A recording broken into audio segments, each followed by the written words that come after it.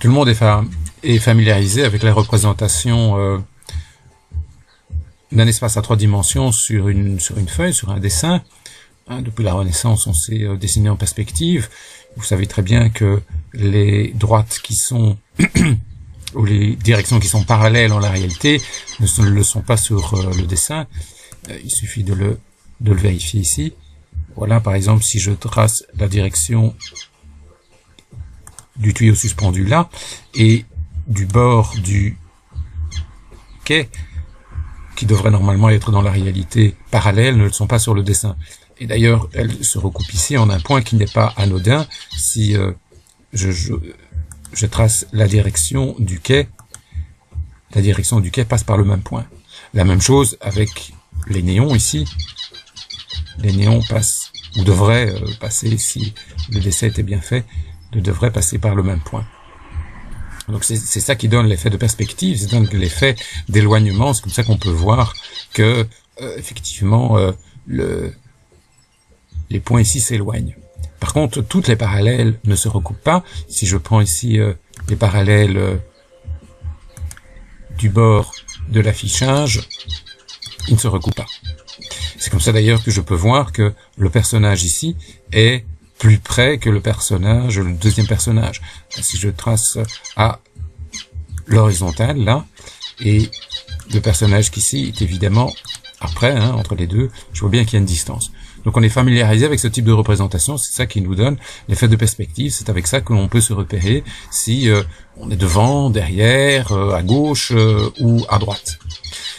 Alors parfois les dessins sont plus subtils que ceci. Si on prend un dessin un peu plus complexe, comme ici une représentation Canaletto, le dessin, on pourra avoir une résolution un peu plus forte de la photo. Si je fais la même chose, vous allez voir que les dessins sont un peu plus complexes.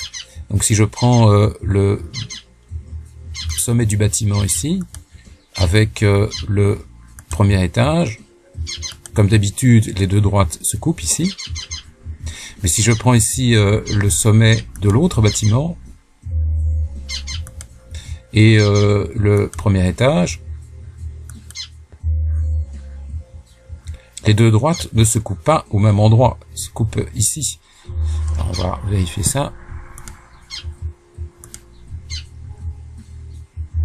Point d'intersection, la parallèle du premier étage et la parallèle du rez-de-chaussée, voilà, ils se coupent ici en ce point-là, tandis que pour le bâtiment de droite, ici et là, il se coupe ici. Et vous savez que quand je joins ceci, c'est normalement, si la perspective était bien faite, ce serait la ligne d'horizon. Par contre, les droites verticales, elles vont rester verticales. Donc, si je veux représenter ici, voilà pour la tour, et l'autre bord de la tour, les droites verticales, elles restent bien verticales. On est habitué avec tout ça et c'est ça qui nous donne l'effet de perspective. Les choses se compliquent lorsque on passe à un autre type de perspective. On appelle la perspective cavalière.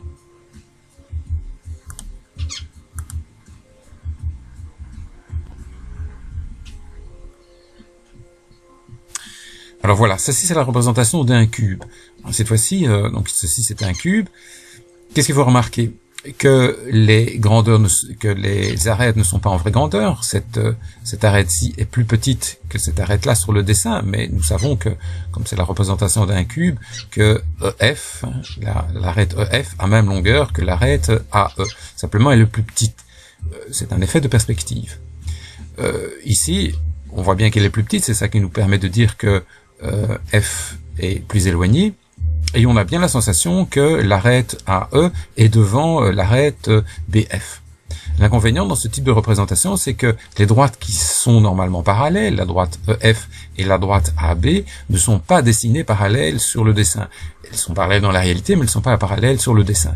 Ce qui complique les choses. On a pris l'habitude de représenter aussi, non plus en perspective, mais en projection parallèle.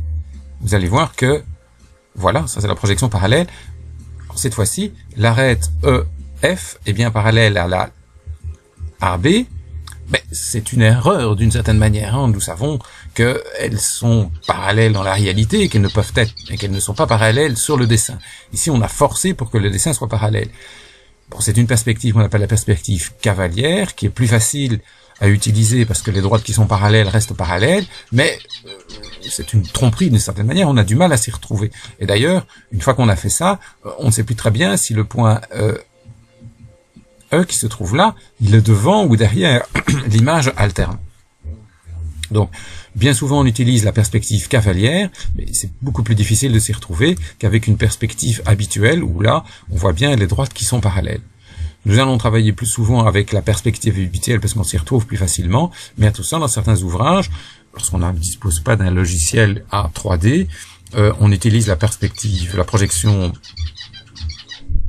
cavalière, la perspective cavalière, ou la projection parallèle, où les droites qui sont en réalité parallèles sont dessinées parallèles sur le dessin, mais du coup, le dessin n'est plus conforme à notre représentation habituelle.